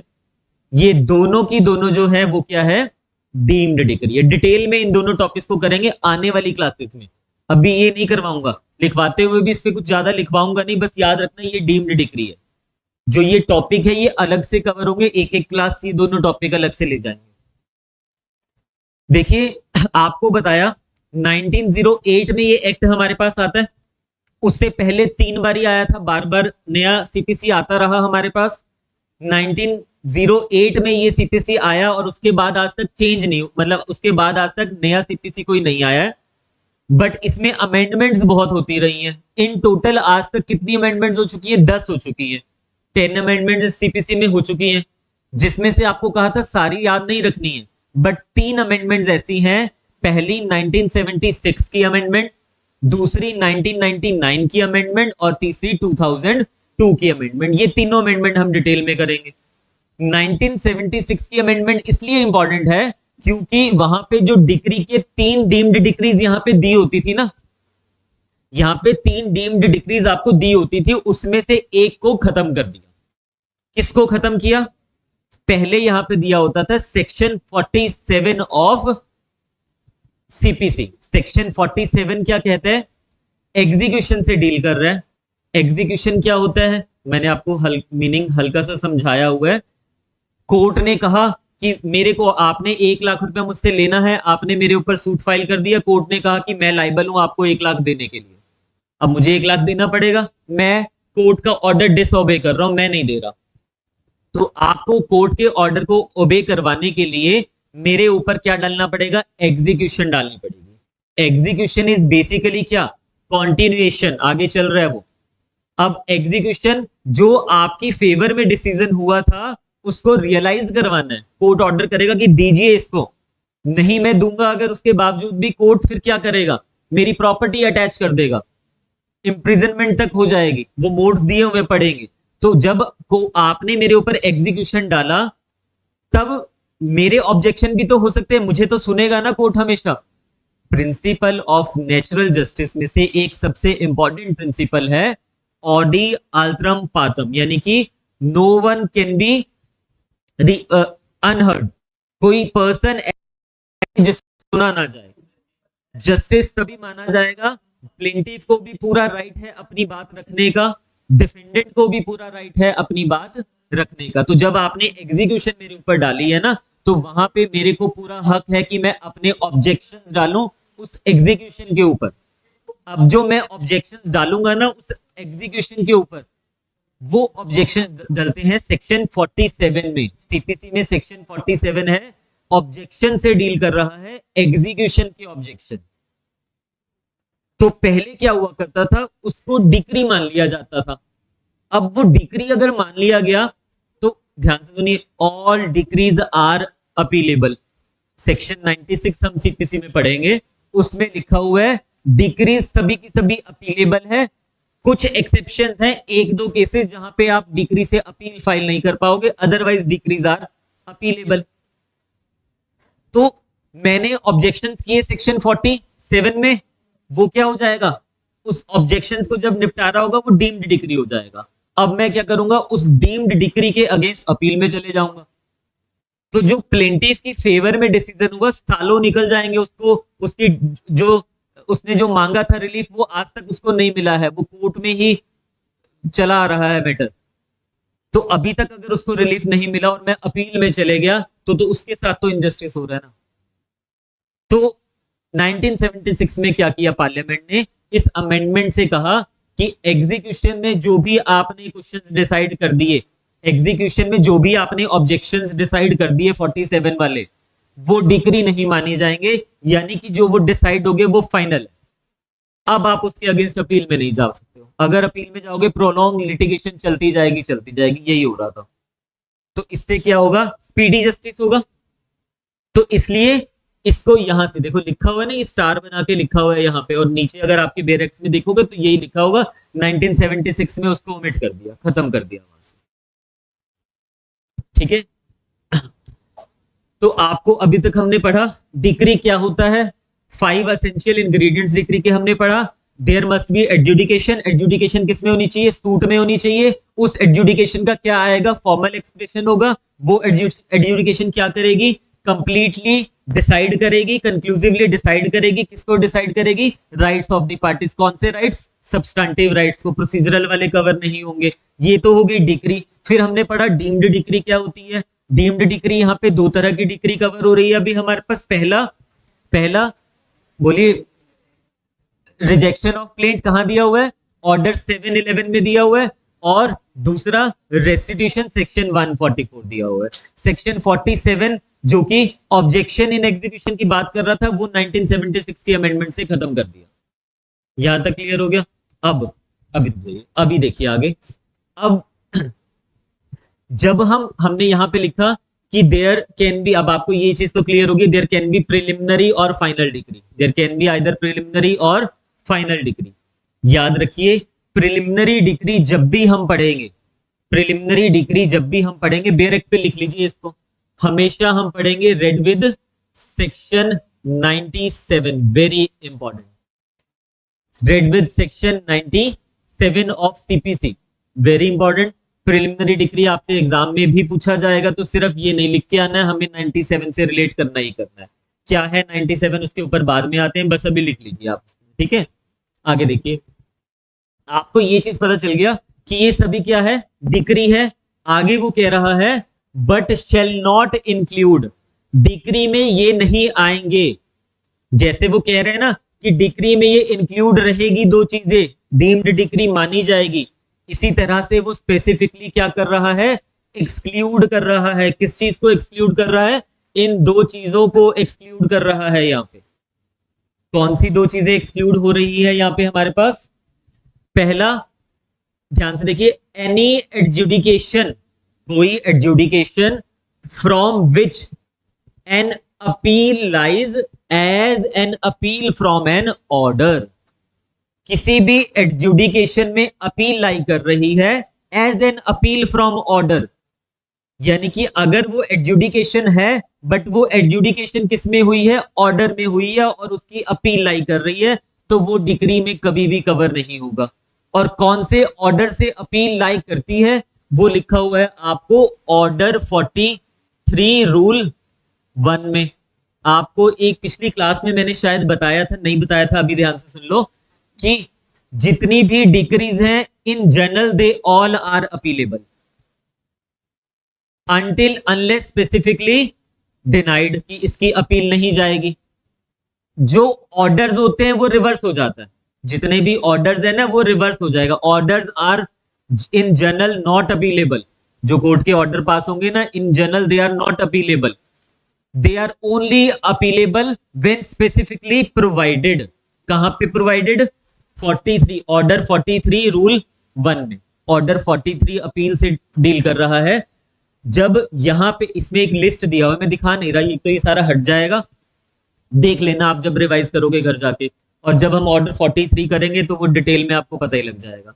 ऑर्डर 43 रूल 1 में ना हमारे पास बहुत सारी लिस्ट दी हुई है, कुछ उसमें से हटा दिए हैं आज की डेट में अमेंडमेंट के थ्रू, कुछ अभी भी मेंटेन्ड है कि कौन कौन से ऐसे ऑर्डर्स हैं जिससे अपील लाई कर सकती है। अगर वो लिस्ट में ऑर्डर नहीं आ रहा तो उस ऑर्डर से अपील लाए नहीं करेगी। ठीक है, तो वो कह रहा है कोई भी adjudication from which an appeal lie, जिससे अपील लाई कर रही है as an appeal from an order, यानी कि 43(1) में लिखा हुआ है कि इस ऑर्डर की अपील लाई करेगी। बेशक उसकी अपील लाई कर रही है, उसको हम डिक्री नहीं कहेंगे, वो ऑर्डर ही रहेगा। तो it is not included in decree. और हमें वैसे भी पता है जो ऑर्डर्स होते हैं वो डिक्री में नहीं आते हैं, मैंने स्टार्टिंग में आपको बताया ना। अब ये दो तरह से हमारे पास क्लियर हो गई चीज। पहला, जो डिक्री की उसने वो डेफिनेशन दिया है, वहां पे सिर्फ सूट लिखा हुआ है, वहां पे सिर्फ सूट लिखा है, ऑर्डर नहीं लिखा, और स्पेसिफिकली एक्सक्लूड कर दिया यहाँ पे, और स्पेसिफिकली एक्सक्लूड कर दिया यहाँ पे किसको, ऑर्डर्स। तो ऑर्डर्स में डिक्री नहीं आएगी, बेशक वो अपीलेबल क्यों नहीं है, ये क्लियर हो गया आपको। नेक्स्ट, एनी ऑर्डर, अगेन ये भी तो ऑर्डर ही है, जब ऑर्डर लिख दिया, किस चीज का order, order of dismissal for default. अब डिसमिस एंड डिफॉल्ट, अभी आपको एग्जांपल भी दिया था, आप कोर्ट में नहीं गए, कोर्ट ने आपकी नॉन प्रेजेंस में क्या किया, मुकदमा खारिज कर दिया आपका। अब वो अगर डिसमिस हो चुका है तो उस सिचुएशन में क्या वो मेरिट्स पे डिसमिस हुआ है, क्या वो कंक्लूसिवली डिटरमाइन कर रहा है आपके राइट्स को, कौन से राइट, सब्सटेंटिव राइट्स को नहीं कर रहा वो, तो वो डिक्री तो हो ही नहीं सकता। बट यहां पे उसने स्पेसिफिकली भी लिख दिया कि ये जो ऑर्डर्स हैं दोनों के दोनों, ये डिक्री कभी भी नहीं होंगे। यहां तक क्लियर हो गया डेफिनेशन। फिर आगे देखिए एक्सप्लेनेशन।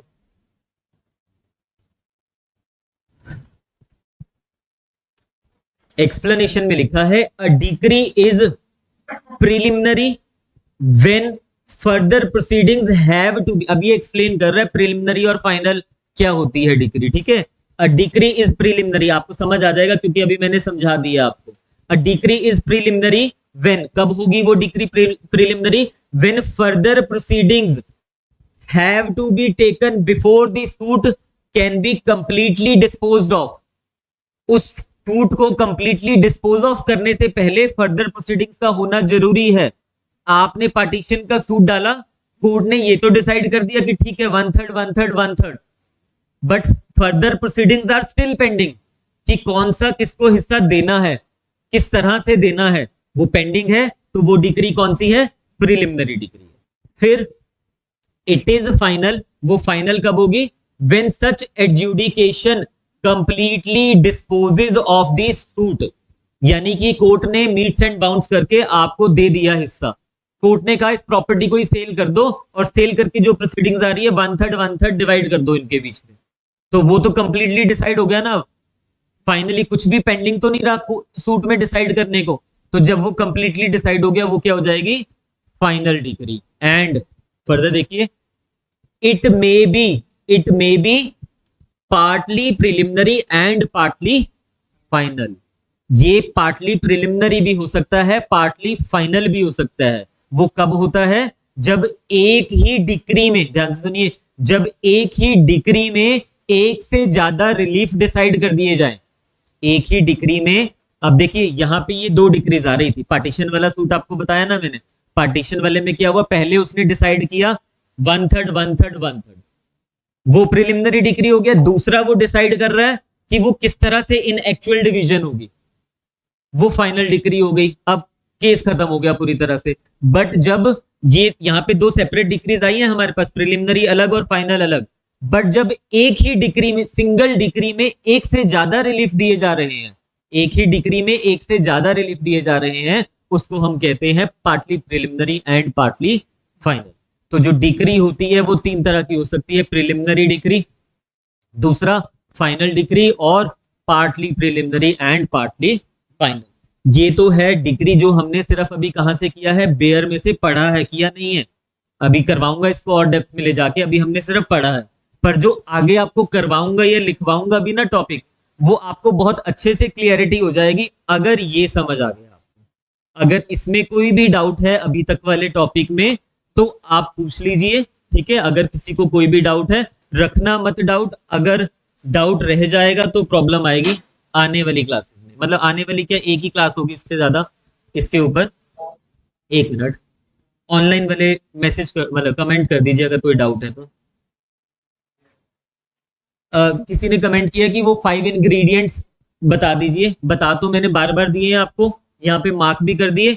लिखने के लिए कहा, लिखते हुए तो मैं लिखवाऊंगा ही ना आपको अलग से, ये आपको सिर्फ समझाया, कुछ भी लिखने की जरूरत नहीं है इसमें से। आपको अपने बेयर एक्ट पे कुछ लिखना है तो लिख लीजिए, अदरवाइज इसके नोट्स हम जब बनाएंगे तो ये सारे के सारे इंग्रेडिएंट्स लिखेंगे भी और उसको 1 बाय 1 डिस्कस भी करेंगे, विद एग्जांपल्स डिस्कस करेंगे। एक के 4-4 एग्जांपल लिखवा दूंगा आपको, जैसे प्रिलिमिनरी में अभी तो एक ही लिखवाया बताया आपको, 10 एग्जांपल लिखवा दूंगा, आपको पूरी क्लियरिटी आ जाएगी प्रिलिमिनरी क्या होता है, फिर फाइनल क्या होता है, या partly preliminary and partly final क्या होता है। अभी सिर्फ समझो चीजों को कि कितना जो चीज आपको बताई है वो चीज समझ आ गई है आपको अच्छे से। आप, हाँ जी देखो, आप अभी मैंने आपको वही, उससे आगे नहीं जा रहा हूं, अभी वही एग्जांपल दोबारा से दे रहा हूं। पार्टली प्रिलिमिनरी पार्टली फाइनल पूछ रहे हैं वो दोबारा से। पार्टली प्रिलिमिनरी फाइनल का क्या मतलब? प्रिलिमिनरी क्लियर हो गया आपको?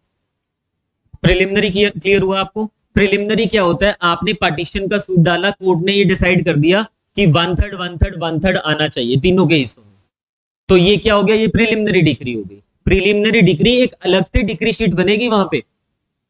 आपको 97 लिखवाया प्रिलिमिनरी के साथ, अभी समझाया नहीं। 97 सेक्शन कहता है कि जो प्रिलिमिनरी डिक्री होती है उसकी अपील आप तभी के तभी फाइल करो। फाइनल डिक्री आने पे प्रिलिमिनरी की अपील नहीं फाइल करोगे आप। वो बार कर रहे हैं उस चीज को, डिटेल में पढ़ेंगे बाद में हम। तो यानी कि एक ही सूट में दो अलग अलग डिक्रीज आ रही हैं। बेशक फाइनल डिक्री प्रिलिमिनरी के ऊपर डिपेंड करती है। जो फाइनल में कहा, जो प्रिलिमिनरी डिक्री में कहा गया, फाइनल उससे अलग नहीं कह सकता। इट इज बेसिकली उसको कंप्लीटली डिसाइड कर रही है। तो बट डिक्रीज कितनी आई? दो आई, यहाँ पे अलग अलग आई। पार्टली प्रिलिमिनरी पार्टली फाइनल में क्या होगा? रिलीफ तो दो होंगे वहां पे जो आपने मांगे हैं, बट डिक्री एक ही होगी। एक ही डिक्री में दोनों डिसाइड कर दिए, उसको कहेंगे partly preliminary partly final. Detail में लिखवाऊंगा तो इसके एग्जांपल्स लिखोगे, आपको क्लियर हो जाएगा। कोई आप रिलीफ मांग रहे हो कोर्ट से, और वो रिलीफ एक दूसरे के ऊपर बेस था। कोर्ट ने कहा, फॉर एग्जाम्पल, ये इसके एग्जाम्पल मांग रहे हैं, ध्यान से देखिए। एक एग्जाम्पल बता रहा हूं आपको। आपने कोर्ट में ना, आपकी एक प्रॉपर्टी है, अब कंफ्यूज मत होना इसमें, क्योंकि मैंने वो टॉपिक आपको करवाए नहीं है। मीन प्रॉफिट को बीच में लेके आऊंगा अगर एग्जांपल चाहिए। मीन प्रॉफिट आप में से नहीं पता होगा, मैंने नहीं करवाया अभी किसी को, ठीक है। फिर भी समझिए, आप एक प्रॉपर्टी है, आपकी प्रॉपर्टी, उस पर मैंने कब्जा किया हुआ है। आपने मुझे रेंट पे दी थी या कुछ भी, मैंने उस पर कब्जा कर लिया। अब ये प्रॉपर्टी का मैं कोर्ट में जाऊंगा पोजेशन लेने के लिए। मैं प्रॉपर्टी का पोजेशन लेना तो कोर्ट में जाऊंगा, और साथ में कोर्ट को कहूंगा नहीं, मैंने तो कब्जा किया ना, आप जाओगे कोर्ट में इस प्रॉपर्टी का पोजेशन लेने के लिए। आप कोर्ट को कहोगे मुझे सिर्फ पोजेशन नहीं चाहिए, मुझे इस प्रॉपर्टी के मीन प्रॉफिट्स भी चाहिए। ये जो सामने वाला इंसान है, इसने 5 साल से कब्जा किया हुआ है मेरी प्रॉपर्टी पे। अगर ये प्रॉपर्टी 5 साल में मेरे पास होती तो मैं इससे इतनी इनकम अर्न कर सकती थी या कर सकता था। उसको मीन प्रॉफिट कहते हैं, डिटेल में जब अभी डेफिनेशंस में पढ़ेंगे। तो आपने सिर्फ यहाँ पे क्या मांगा? पोजेशन नहीं मांगा, आपने साथ में बोला मीन प्रॉफिट भी मुझे चाहिए। कोर्ट ने कहा possession granted and mean profit granted, but subject to the inquiry. एक इंक्वायरी बिठा दी वहां पे कि क्या उस प्रॉपर्टी की कितनी वैल्यू है, उसकी रिपोर्ट आ जाने पे उसके अकॉर्डिंगली दे दिया जाएगा। दिया कहां पे? एक ही डिक्री में दिया आपको, अलग अलग नहीं पास कर रहा है। मैटर को कंक्लूसिवली डिसाइड भी कर दिया उसने, ठीक है। तो इसको हम कहेंगे पार्टली प्रिलिमिनरी पार्टली फाइनल।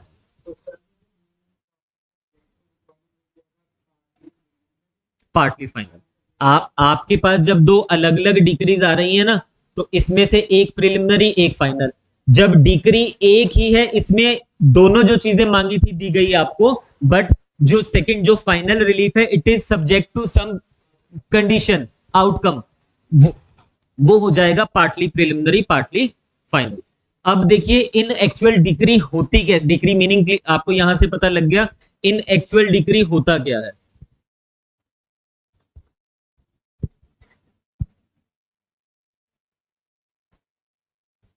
जब आप कोर्ट में जजमेंट्स तो आपने बहुत देखी होगी ना, डिक्री शीट नहीं देखी होगी अभी तक।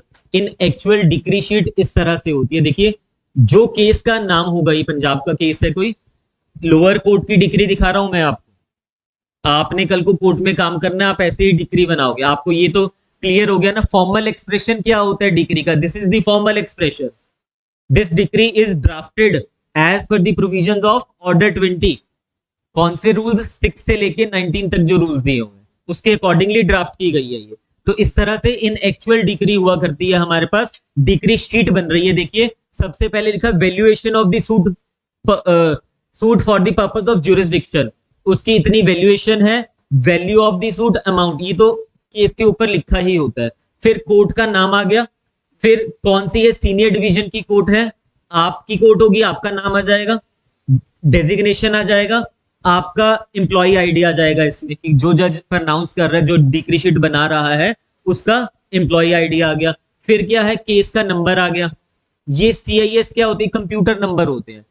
डिजिटलाइजेशन हो रहा है ना, ई कोर्ट्स वगैरह, तो जितने भी केसेस हैं उनको कंप्यूटर में भी क्या किया जाता है? रजिस्टर किया जाता है। तो ये फिजिकल नंबर आपके CPC में हम पढ़ेंगे, जितने भी सूट फाइल करते हो उनका एक सेपरेट रजिस्टर बनाया जाता है, और वो सेपरेट रजिस्टर आपको चेक करने होते हैं। आपका स्टाफ बनाएगा, आप नहीं बनाओगे। एवरी मंथ आप उसको चेक करते हो, उस पर रिपोर्ट लगाते हो कि हाँ प्रॉपरली मेंटेन हो रहे हैं। ये जुडिशियल वर्क नहीं हुआ आपका, मतलब ठीक है एक्स्ट्रा वर्क हो गया। तो अब वही नंबर यहाँ पे लिखे हुए कि रजिस्टर में ये नंबर है इसका, CIS एक सॉफ्टवेयर है उस पे ये नंबर है इसका, और आगे डेट ऑफ डिसीजन, इस दिन मैंने जजमेंट प्रोनाउंस किया। क्यों लिखा जा रहा है यहाँ पे डेट ऑफ डिसीजन? क्योंकि जो डिक्री है विद इन 15 डेज आनी चाहिए जजमेंट से। जब आपने आर्ग्यूमेंट्स कंप्लीट किए उसके 30 दिन के अंदर आनी चाहिए जजमेंट, और जजमेंट जब आ गई आपकी उसके 15 दिन के अंदर आनी चाहिए डिक्री। कहां लिखा हुआ है? ऑर्डर 20 में लिखा हुआ है। जब डिटेल में पढ़ेंगे ऑर्डर 20 किससे डील कर रहा है? सिर्फ डिक्री से नहीं कर रहा। मैंने आपको रूल 6 से लेके 19 तो बता दिए। अब रूल 1 से लेके 5 तक जो है वो जजमेंट से डील कर रहा है। ऑर्डर 20 क्या हो गया? जजमेंट एंड डिक्री दोनों के बारे में प्रोविजंस बता रहा है, प्रोसीजर बता रहा है। तो अब यहां पे लिख दिया डेट ऑफ जजमेंट, फिर ये नाम आ गया पार्टीज का, प्लेंटिफ ये था इसमें, डिफेंडेंट्स ये है इसमें, फिर देखिए ये है बेसिकली आपकी डिक्री। क्या दिया डिक्री में? पहले थोड़ा सा उसने लिख दिया suit for possession of agricultural land.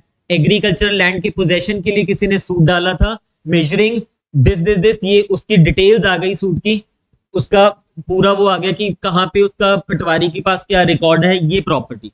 क्योंकि जिसके अगेंस्ट आप डिक्री पास कर रहे हो वो पता तो होना चाहिए किस प्रॉपर्टी पे डिक्री पास कर रहे हो। तो जो प्रॉपर्टी है उसकी डिटेल्स तो आपको देनी पड़ेगी ना। ये प्रॉपर्टी की डिटेल्स दे दी सारी। फिर उसके बाद ये लिखने के बाद the suit is coming on 28th of February this for final disposal before me. मेरे सामने फाइनल डिस्पोजल के लिए ये सूट आया। ये उसने कोर्ट का नाम, अपना नाम आ गया यहाँ पे। In the presence of Shri, ये एडवोकेट का नाम आ गया। गवर्नमेंट लीडर जो दूसरी ऑपोजिट पार्टी होगी, ये ऑर्डर हुआ, सिर्फ इतना सा ऑर्डर हुआ। क्या? It is ordered that the suit of the plaintiff is dismissed with cost. Plaintiff का सूट क्या हुआ? डिसमिस हो गया विद कॉस्ट। क्या यहाँ पे कोई रीजन दिए उसने? सिर्फ प्रॉपर्टी की डिटेल्स दी ताकि प्रॉपर्टी की आइडेंटिफिकेशन हो पाए, और सिर्फ बताया कि मैं क्या ऑर्डर पास कर रहा हूं। जो रिलीफ मांगा था नहीं दिया। फिर डिटेल आ गया कॉस्ट ऑफ द सूट, ये कॉस्ट लगी, ये उसको पे करेगा, एंड लास्ट में given under my seal, sign, signature, stamp, खत्म। इतनी सी डिक्री शीट होती है, यानी कि क्रक्स ऑफ द जजमेंट हो गया। जजमेंट क्या होगा? इसी में डिटेल्स हो जाएगी जजमेंट। तो प्लेंटिफ ने ये कहा, उसने ये एविडेंस दिए, मैंने इसका अप्रूवल किया, डिफेंडेंट ने ये कहा, उसने ये एविडेंस दिए, वो बहुत डिटेल हो जाएगी उसकी।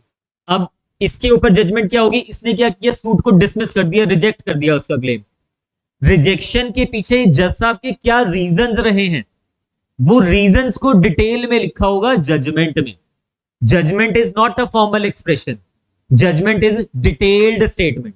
जब हम डिक्री 2 सबसेक्शन 2 में पढ़ रहे हैं तब तो वहां पे लिखा हुआ है ना, decree is the formal expression of adjudication.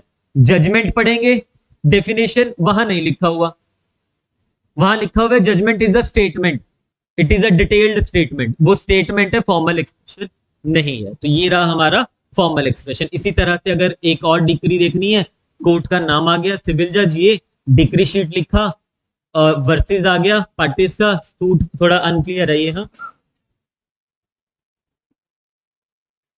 वो स्ट्रेच किया होगा ना, इतना बुरा थोड़ा, कोई बात नहीं, आपको समझ आ रहा है। बस देखिए ये पार्टीज का नाम आ गया, ये जो उसने डिक्लेयर किया ये आ गया। मैं पढ़ देता हूं आपके लिए। इट इज ऑर्डर्ड डैट, नहीं दिख रहा होगा ना, मेरे ख्याल से ऑनलाइन वालों को भी नहीं दिख रहा होगा। Suit is x party decreed and following persons are declared as surviving legal years of the deceased namely। वो डिक्री कर दिया जो मांगा था, और ये लीगल ईयर्स हैं। लास्ट में वैसे ही कॉस्ट जो लगनी थी, जो रिलीफ देना था, दे दिया, सिग्नेचर हो गया। तो डिक्री शीट आपको अब अच्छे से समझ तो आ गया होगा क्या होती है decree. Decree sheet is the formal expression of decree. यहां तक क्लियर हो गया? अब हम डाउट्स हैं तो बताइए, ऑनलाइन वालों के डाउट्स हैं कोई? पार्टली प्रिलिमिनरी, पार्टली कर दिया मैंने, एक्सप्लेन कर दिया पार्टली प्रिलिमिनरी। तो इसको डिटेल में, और जब हम अभी, आप ये मत समझिए कि ये खत्म हो गया डिक्री, ये डिक्री खत्म नहीं हुआ, अब ये स्टार्ट होगा। डिक्री सिर्फ अभी मैंने आपको समझाया है।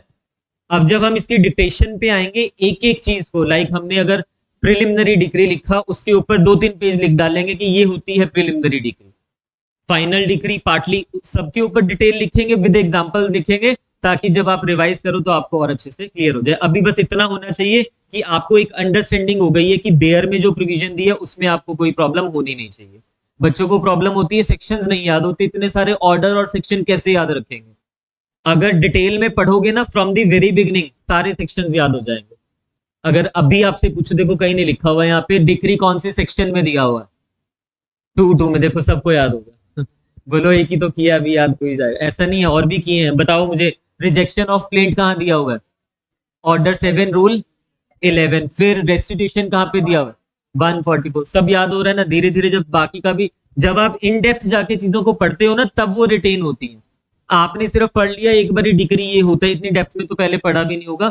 अब इसको और डिटेल में पढ़ेंगे, चीजें रिटेन रह जाएंगी। ठीक है, लिखने वाले पार्ट पे आते हैं अब। है टाइम है? हम्म नहीं, एग्जीक्यूशन का जो फाइनल ऑर्डर है ना, वो डिक्री नहीं है। डिक्री हमेशा किस में आएगी, सूट में आएगी। डिक्री को एग्जीक्यूट करवाया जाता है। देखो एग्जीक्यूशन अभी हमने किया नहीं है, करेंगे। एग्जीक्यूशन में कोई भी नई चीज डिसाइड नहीं होती है, कभी भी याद रखना। एग्जीक्यूशन में सिर्फ जो आपको डिक्री का जो फ्रूट है ना, वो रियलाइज करवाया जाता है। कोई नया क्वेश्चन नहीं आएगा। जब हम एग्जीक्यूशन डिटेल में पढ़ेंगे तब क्लियर हो जाएगा। ठीक है,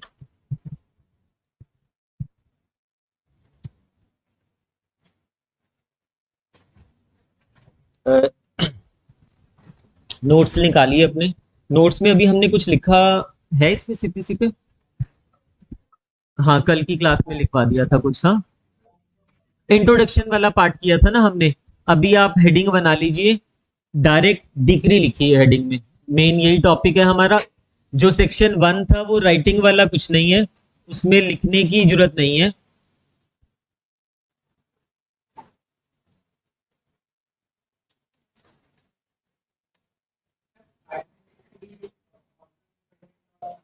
always final decree is always dependent on preliminary degree.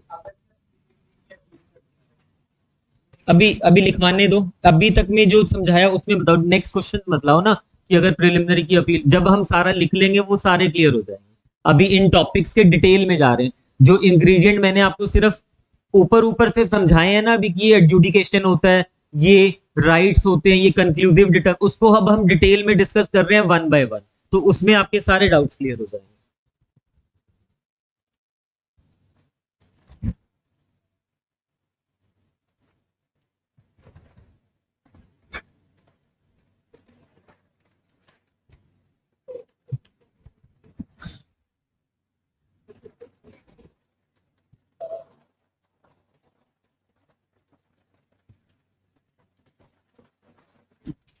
चलिए,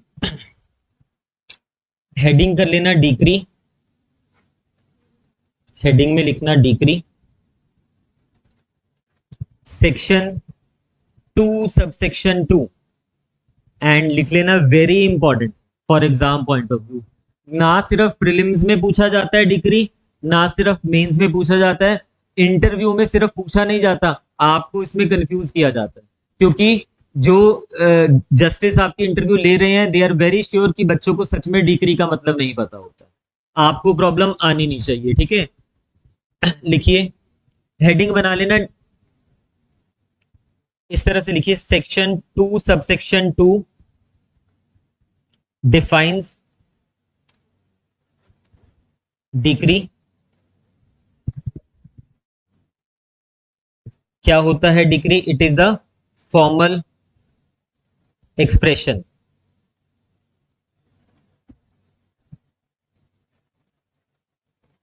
it is the formal expression. आप ऐसे कीजिए, जो हेडिंग सबसे ऊपर सेक्शन से ऊपर जो आप लिखोगे ना, एक मेन हेडिंग बना लेना यहाँ पे, उसमें लिखना डिग्री, ऑर्डर एंड जजमेंट, पूरा लिख देना आप। मतलब जहां शुरू कर रहे हो उससे पहले तीनों टॉपिक इकट्ठे करने हैं ना हमने। अभी तो मैंने डिग्री समझाया, डिग्री लिखवाऊंगा, फिर ऑर्डर समझाऊंगा उसको लिखवाऊंगा, और जजमेंट समझाऊंगा उसको लिखवाऊंगा। ठीक है, एक साथ कर रहे हैं तीनों को। Section 2 subsection 14 defines order. It is also a formal expression. Order भी क्या होता है? Formal expression होता है.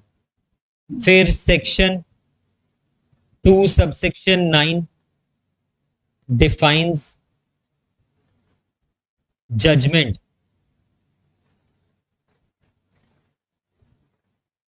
Judgment. इसमें लिखिए in judgment phrase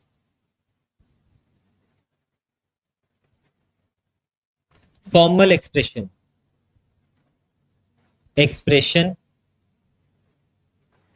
is not used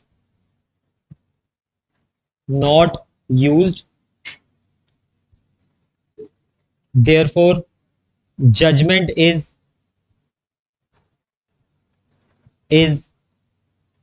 a detailed statement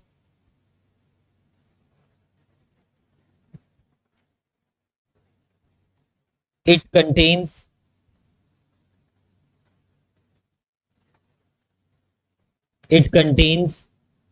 the reasoning. It contains the reasoning.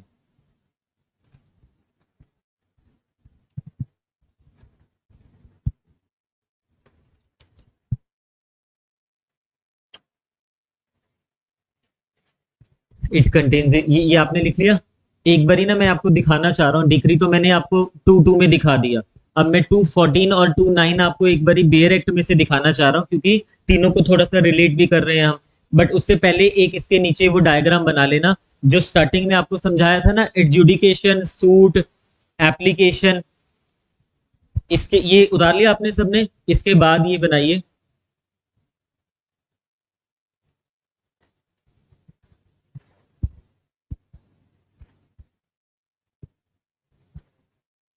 ये. इसके बाद ये बना ले, साफ बना लेना. मैंने तो थोड़ा समझाते हुए वैसे कर दिया इसको. ठीक है. एडजुडिकेशन क्या होता है? दो तरह से, दो सिचुएशंस में, और लास्ट में जजमेंट. अच्छे से बना लेना इसको इसके नीचे.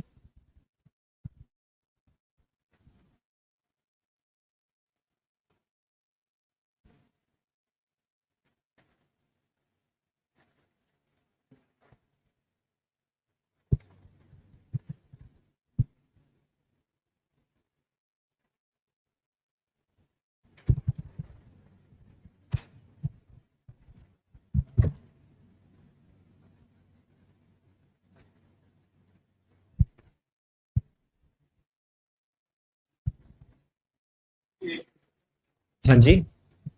जजमेंट लास्ट में लिखा है. जजमेंट, ऑर्डर, नीचे जजमेंट. डिटेल्ड स्टेटमेंट लिख देना. Detailed statement on the basis of decree and order is judgment. आप यहां लिखना detailed statement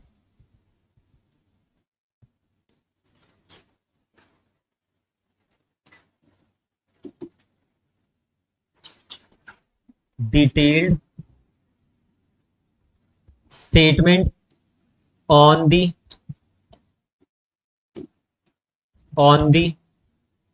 basis of decree or order is judgment. Detailed statement on the basis of decree or order is judgment.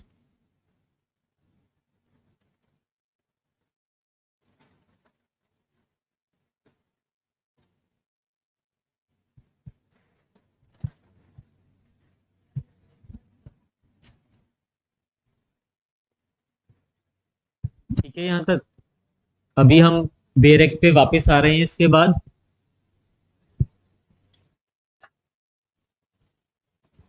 देखिए 2.14 निकालिए अपने बेरेक्स में. चाहे यहां देख लीजिए पहले. बहुत सिंपल है, कुछ भी बताने की जरूरत नहीं है. डिक्री अगर आपने डिटेल में कर लिया है. 2.2 में डिक्री दिया हुआ है, 2.14 में ऑर्डर दिया हुआ है. याद रखना है ऑर्डर मींस फॉर्मल एक्सप्रेशन आपको लिखवाया, decree is the formal expression, order is the formal expression. Formal expression of any decision of civil court, civil court का कोई भी डिसीजन जो आ रहा है, which is not a decree, which is not a decree, जो decree नहीं है सिविल कोर्ट का डिसीजन, वो क्या हो जाएगा, ऑर्डर हो जाएगा। क्लियर हो गया? इट मींस जो एप्लीकेशन से आ रहे हैं, क्योंकि वो डिक्री नहीं है, वो सभी क्या हो जाएंगे, ऑर्डर हो जाएंगे। जो एप्लीकेशन में एडजुडिकेशन हो रही है, उससे जो भी डिसीजन आ रहा है सिविल कोर्ट का, वो क्या हो जाएगा, ऑर्डर हो जाएगा। तो ये प्रीलिम्स में आपसे पूछा जाता है, ऑर्डर का सेक्शन पूछा जाता है, 2 सेक्शन 14 में दिया हुआ है। ऑर्डर मींस ये फॉर्मल एक्सप्रेशन, ये भी फॉर्मल एक्सप्रेशन है किसका, of any decision of a civil court, यानी कि adjudication of a civil court, which is not a decree, यानी कि जो डिक्री में कवर नहीं होगा वो कहां कवर हो जाएगा, वो ऑर्डर में कवर। और डिक्री में क्या नहीं कवर होगा, डिक्री में जो डेफिनेशन दिया हुआ है 5 एसेंशियल इंग्रेडिएंट्स में लाई नहीं कर रहा, डीम्ड डिक्री में लाई नहीं कर रहा, वो डिक्री में कवर नहीं होगा। ठीक है, फिर 2(9) देखिए, जजमेंट। जजमेंट मींस क्या लिखा है यहां पे, फॉर्मल एक्सप्रेशन नहीं लिखा, क्या लिखा है, जजमेंट मींस स्टेटमेंट। तो judgment is a detailed detailed statement, it is not a formal expression, it is a detailed statement given by a जज। कौन दे रहा है, जज दे रहा है, यानी कि एडजुडिकेशन के बाद, of the grounds of decree और ऑर्डर। ऑफ द ग्राउंड्स का मतलब है रीजनिंग, रीजनिंग दे रहा है कि मैं जो ये डिक्री पास कर रहा हूं या ऑर्डर पास कर रहा हूं, उसके पीछे मेरे क्या ग्राउंड्स हैं, मेरी क्या रीजनिंग है। वो डिटेल्ड स्टेटमेंट डिक्री और ऑर्डर दोनों के ऊपर है। देखो, डिक्री और ऑर्डर में जो ग्राउंड होते हैं, उसके ऊपर डिक्री और ऑर्डर को पास करने के पीछे जो ग्राउंड्स होते हैं, उसकी डिटेल्ड स्टेटमेंट को हम क्या कहते हैं, जजमेंट कहते हैं। तो ये तीनों डेफिनेशन आपको क्लियर होगी, कुछ है नहीं है खास। डिक्री अगर डिटेल में पता लग गया तो ये आ गया आपको अच्छे से। ठीक है, तो अभी हमने 3 सेक्शंस पढ़ लिए। 2(2) में क्या दिया हुआ है, डिक्री। ऑर्डर कहां दिया हुआ है, 2(14) में। और जजमेंट दिया हुआ है 2(9) में। इसको ऐसे में भी याद रखना, पूरे जो ये सेक्शंस है ना, अल्फाबेटिकल दिए हुए हैं। पूरे जो ये सेक्शंस है ना, लाइक डिक्री डी सबसे पहले आ रहा है, तो वो 2(2) में हो रहा है। अभी 3 ही तो किए ना। फिर जे अल्फाबेट बाद उसके बीच में आ रहा है, वो 9 में दिया हुआ है। 14 में ऑर्डर इसलिए क्योंकि वो बाद में आ रहा है। अगर एग्जाम में कंफ्यूजन हुई ना बाई चांस से, तो याद रख लेना, सीपीसी जो है वो अल्फाबेटिकली दिया, अभी नहीं कंफ्यूजन होगी, बट जब सारा सिलेबस एक साथ हो जाता है ना, फिर हो सकती है। तो याद रख लेना, 2(2), 2(9) एंड 2(14), 3 हमने सेक्शन, अभी 2 सेक्शन के सब सेक्शन किए हैं, वेरी इंपॉर्टेंट। ठीक है, चलिए जो आपने लिखा है इससे आगे लिखिए।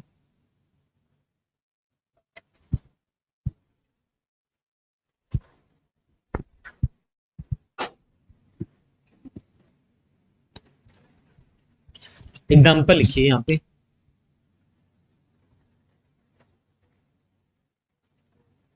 एग्जाम्पल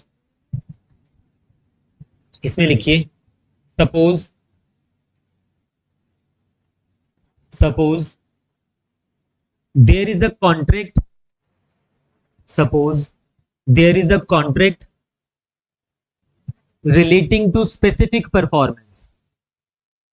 अभी हमने कॉन्ट्रैक्ट किया था ना कि मैं अपनी गाड़ी आपको बेचूंगा, और बाद में मैंने उसकी ब्रीच कर दिया। अब आप कह रहे हो मुझे कॉन्ट्रैक्ट की स्पेसिफिक परफॉर्मेंस ही चाहिए। Suppose there is a contract relating to specific performance. Second लिखना, there was a contract which was breached, there was a contract which was breached. पूरा लिख लेना आप, कॉन्ट्रैक्ट की ब्रीच हो गई। उसके बाद plaintiff says before the court, plaintiff says before the court that he want it to be specifically enforced, यानी कि वो स्पेसिफिक परफॉर्मेंस मांग रहा है, एक स्पेसिफिक परफॉर्मेंस का कोई सूट था, उसकी ब्रीच हुई, अब प्लेंटिफ क्या कह रहा है, स्पेसिफिक परफॉर्मेंस मांग रहा है। फोर्थ लिखिए, इसी में पॉइंटर्स लिखिए, मतलब in that suit for specific performance, in that suit for specific performance, suppose there were 6 issues, suppose there were 6 issues,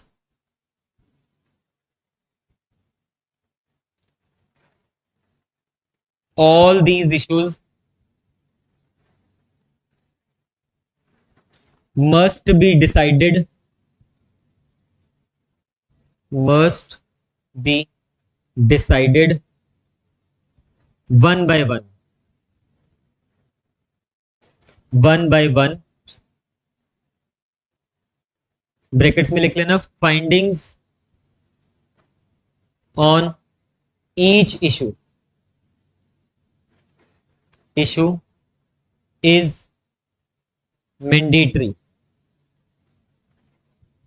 finding on each issue is mandatory,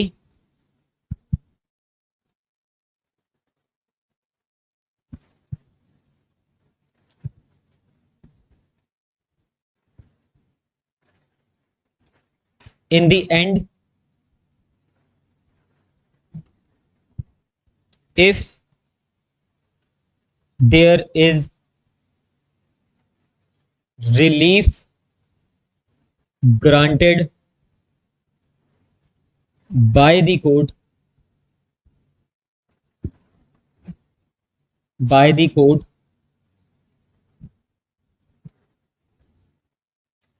the detailed statement containing reasoning, the detailed statement containing reasoning, किस चीज की reasoning, कि ऐसा decide किया तो क्यों किया, नहीं डिसाइड किया तो क्यों किया, ठीक है, reasoning behind the decision,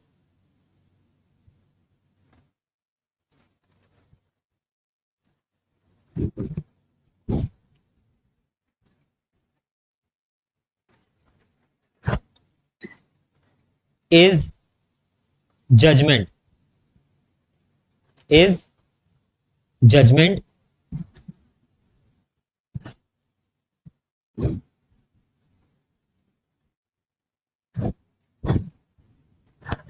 now suppose the above judgment is containing 200 pages,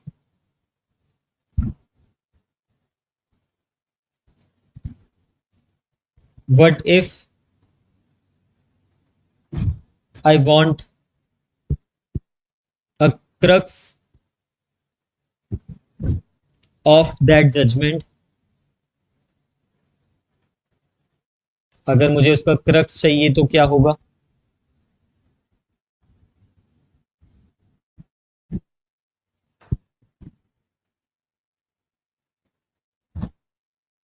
जहां ये 200 पेजेस लिखा ना, इसके ब्रैकेट्स में लिखना, it is not possible to refer to it again and again, again and again, it is not practically possible to refer to it again and again, judgment की बात हो रही है क्योंकि बल्कि होती है ना, and what if I need a crux of the judgment, क्या है solution, so we have decree for this purpose, so we have decree for this purpose, ये आपको क्लियर हो गया डिक्री, इसमें लिखिए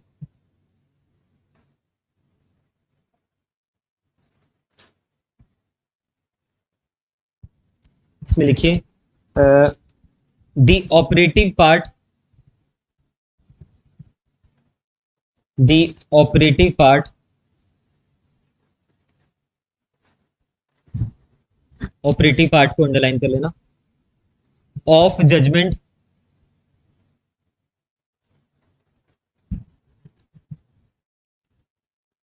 और the crux of judgment, crux of judgment और the essence of judgment, essence of judgment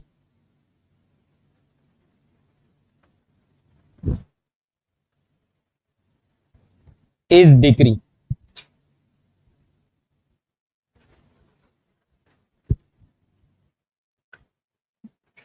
is decree, brackets में लिख लेना, डिक्री इज रिक्वायर्ड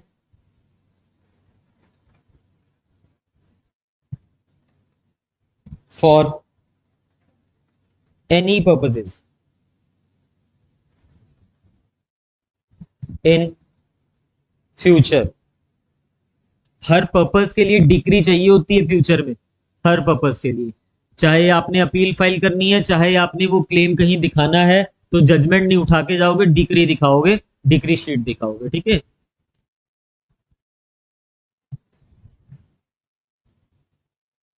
अब इसके लिए लिखना स्टेजेस, स्टेजेस। फर्स्ट लिखना पहले जजमेंट बनती है फिर डिक्री बनती है, ये तो पता लग गया आपको, तो लिख लीजिए चाहे पहले जजमेंट ड्रॉ होगी या बनती है,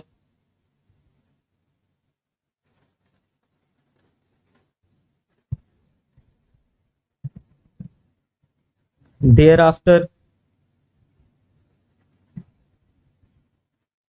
decree is made,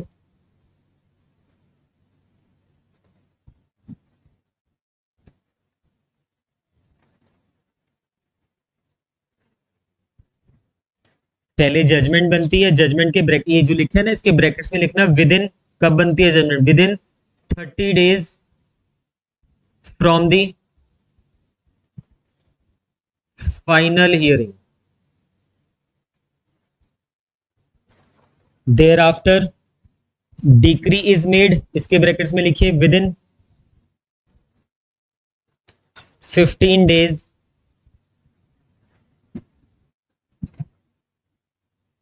from judgment, decree sheet is drawn, decree sheet is drawn. तो पहले जजमेंट बनती है, मैंने बाद में करवाया जजमेंट, ये मत सोच, क्योंकि देखो पहले जजमेंट करवाता तो समझ भी नहीं आना था जजमेंट होता क्या, डिक्री बताना ही पड़ना था उसके लिए आपको। तो प्रोसेस किस तरह से चलता है, पहले जजमेंट आएगी हमारे पास, बाद में डिक्री बनती है, ठीक है, क्योंकि डिक्री में तो सिर्फ क्रक्स ही तो लिखना है, बट जजमेंट क्या होती है, डिटेल्ड होगी, बिल्कुल डिटेल्ड स्टेटमेंट, ठीक है। अब आगे यहां से कल हम स्टार्ट करेंगे डिक्री लिखना। अभी आपको सिर्फ ओवरव्यू दिया है कि ये 3 टॉपिक हमने किए हैं start, decree, order and judgment, इसको रिवाइज करके आना, कल पूछूंगा थोड़ा सा आपसे इसी में से, और फिर 1 by 1 जो एसेंशियल्स ऑफ डिक्री है उसको राइटिंग वाला पोर्शन कवर करेंगे और डिटेल में एक्सप्लेन करते रहेंगे साथ के साथ।